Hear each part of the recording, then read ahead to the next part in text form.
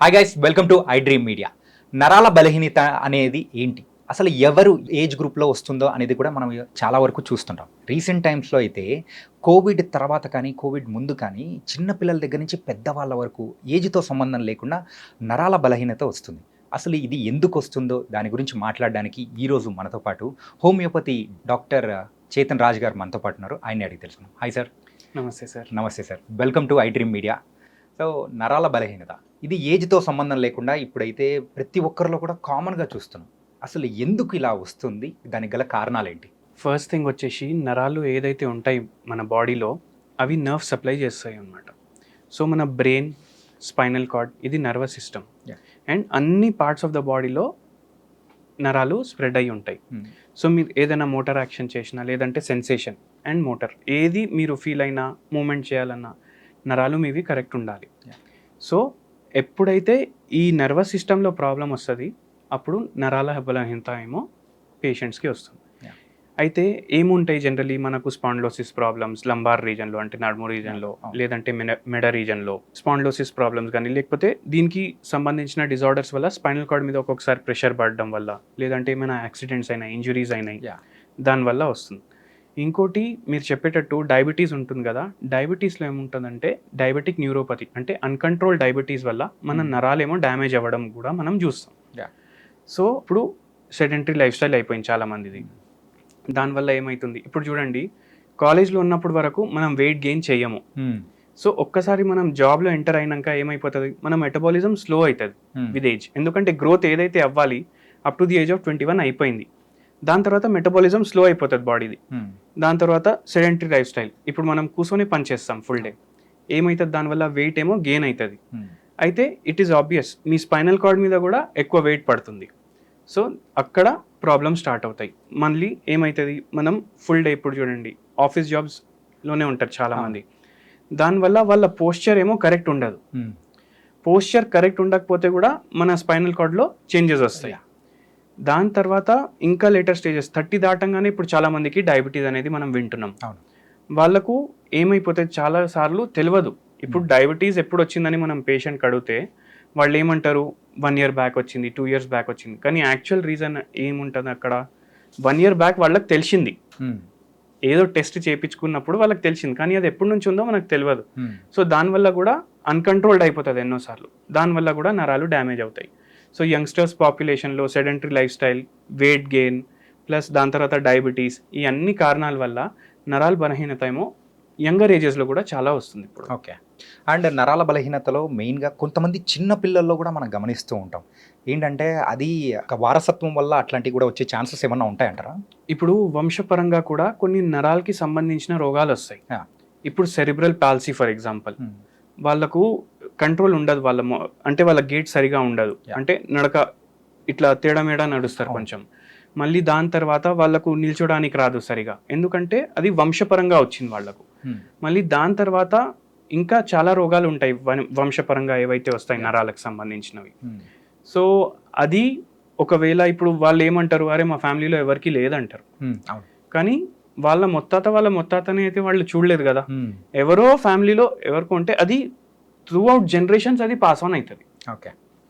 So వంశపరంగా వస్తుంది మీరు చెప్పేటట్టు, and వాళ్ళకు తెలియదు ఇట్లా ఎన్నో జనరేషన్స్ తర్వాత కూడా రావచ్చు అనేసి. అయితే పాస్ ఆన్ అవుతూనే ఉంటుంది. బికాస్ మన పేరెంట్స్ బై ప్రోడక్ట్, మన పేరెంట్స్ వాళ్ళ parents by product.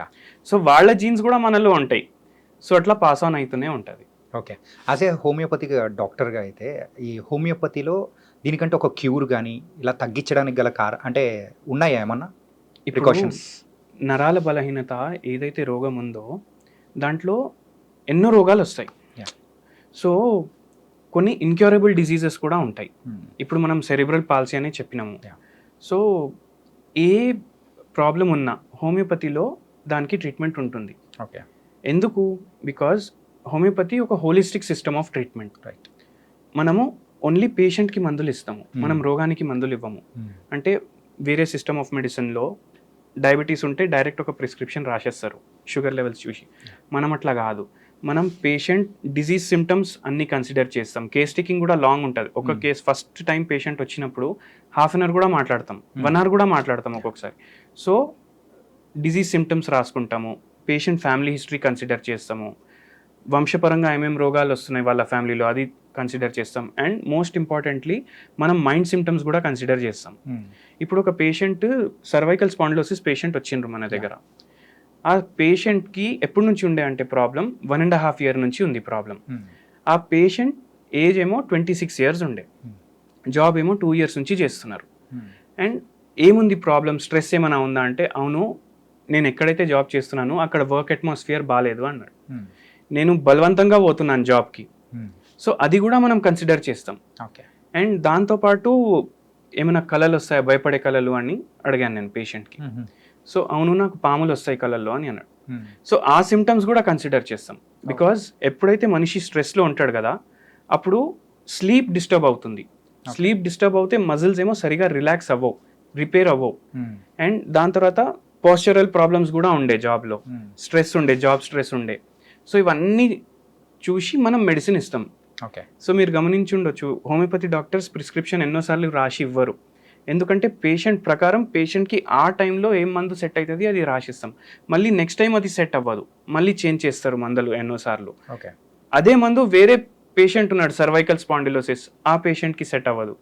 So that is the thing. And ఇది టోటలీ రివర్స్ అవుతాయి హోమియోపతి తోటి.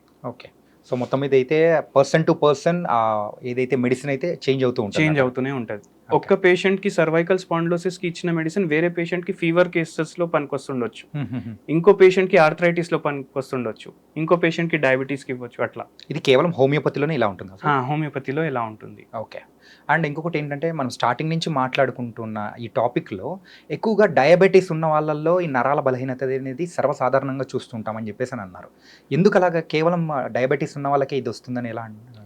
ఎందుకంటే ఇప్పుడు డయాబెటిక్ పేషెంట్స్ ఎవరైతే ఉంటారో, మనకు ఎప్పుడైతే మనం ఒకవేళ మనకే డయాబెటీస్ ఉందనుకోండి, మనకేమనిపిస్తుంది, అరే నాకు ఏమవుతుంది డయాబెటీస్ ఉంటే, నేను బిర్యానీ తింటున్నాను, నాది నేను ఎంజాయ్ చేస్తున్నాను లైఫ్, నాకు ఎలా పడితే అలా ఉంటున్నాను, ఏమవుతుంది ఏం అవ్వట్లేదు అని అనుకుంటారు. రెగ్యులర్ షుగర్ చెకప్స్ చేయించుకోరు చాలామంది. తర్వాత సడన్లీ ఫాస్టింగ్ ఏమో చాలా పెరిగిపోతుంది, పోస్ట్ లంచ్ చాలా పెరిగిపోతుంది, మందులు టైంకి వాడరు, ఫాస్టింగ్ ఒక్కొక్కసారి 400 కూడా వెళ్ళిపోతుంది. సో అప్పుడు ఏమవుతుందంటే వాళ్ళ బాడీలో గ్లూకోజ్ కంటెంట్ కూడా పెరిగిపోయింది, గ్లూకోజ్ మెటబాలిజం అయితలేదు. అంటే షుగర్ని ఎట్లా వాడుకోవాలి బాడీ వాడలేకపోతుంది. ఎందుకంటే ఇన్సులిన్ సరిగా ప్రొడ్యూస్ అవుతలేదు. ప్రొడ్యూస్ అవుతుంది కానీ ఎంత కావాలి బాడీకి అంత అవుతలేదు, అంటే మనకు బాడీకి తగినంత అవ్వట్లేదు. దానివల్ల షుగర్ చాలా పెరిగిపోతుంది బాడీలో. ఇప్పుడు షుగర్ చాలా పెరిగిపోతే ఏమవుతుంది, ఏ ఆర్గానిజం అయినా, ఏ జంతువు అయినా, మనిషి అయినా, బ్యాక్టీరియా అయినా, అది సస్టైన్ అవ్వాలంటే షుగర్ కావాలి. బాడీలో షుగర్ ఎక్కువ ఉంది, automatically we are prone to infections. And దానివల్ల ఇమ్యూన్ సిస్టమ్ ఏమో డౌన్ అయిపోతుంది. అండ్ దానివల్ల మనకు గ్యాంగ్రీన్ లాంటి కేసెస్, డయాబెటిక్ ఫుడ్ కనిపిస్తుంది, కిడ్నీలు డ్యామేజ్ అవుతాయి, నరాలు డ్యామేజ్ అవుతాయి. ఎందుకంటే కాన్స్టెంట్లీ మన ఇమ్యూన్ సిస్టమ్ సరిగా లేదు, we are being prone to more infections. అట్లా. అండ్ ఈ నరాల బలహీనత వచ్చిందని చెప్పేసి మనం తెలుసుకోవడానికి గల సిమ్టమ్స్ కానీ అలాంటివి ఏమైనా ఉన్నాయా? నరాల ప్రాబ్లం తోటి సఫర్ అయ్యే పేషెంట్స్కి ఎలాంటి సిమ్టమ్స్ ఉంటాయంటే, చేతులు లాగడం, కాళ్ళు లాగడం, నీరసంగా ఉండడం, ఫర్గెట్ఫుల్నెస్ పెరిగిపోతుంది వాళ్ళకు. దాని తర్వాత నిద్ర సరిగా రాదు, డైజెషన్ సరిగా అవ్వదు. సో ఇవి జనరల్ సిమ్టమ్స్. బాడీ పెయిన్స్ ఉంటాయి, మళ్ళీ సర్వైకల్ రీజన్లో ప్రాబ్లమ్స్ ఉండొచ్చు, చక్కర రావచ్చు, ఒక్కొక్కసారి నడుము నొప్పి ఉంటుంది, ఒకటే కాళ్ళు లాగడం, ఇవన్నీ సిమ్టమ్స్. ఒకటే కాళ్ళు లాగే సిచ్యువేషన్ వస్తే అది దాన్ని సయాటికా కూడా సియాటికా అని కూడా అంటారు, అది కూడా నరాల ప్రాబ్లమే. So thank you so much sir. మన డాక్టర్ చేతన్ రాజు గారు చెప్పినట్టు మరి ఎవరికైనా కానీ ఖచ్చితంగా నరాల బలహీనత ఉందంటే ఎలాంటి సిమ్టమ్స్ ఉన్నాయో చాలా చక్కగా చెప్పేశారు. ఇలాంటి సిమ్టమ్స్ కనుక మీకు కనుక ఉన్నాయంటే వెంటనే చెక్ చేయించుకొని ఎర్లీ స్టేజెస్లో వెళ్ళారంటే సో దాన్ని క్యూరబుల్ కూడా చేసుకోవచ్చు. కొంతమంది అయితే దాన్ని డాక్టర్ చెప్పినట్టు రివర్సబుల్ కూడా మరి హోమియోపతిలో దానికి మెడిసిన్ కూడా ఉందని చెప్పేశారు. కాబట్టి మరొక ఇంటర్వ్యూతో మళ్ళీ కలుద్దాం. అంతవరకు take care. This is your Chanakya. See you.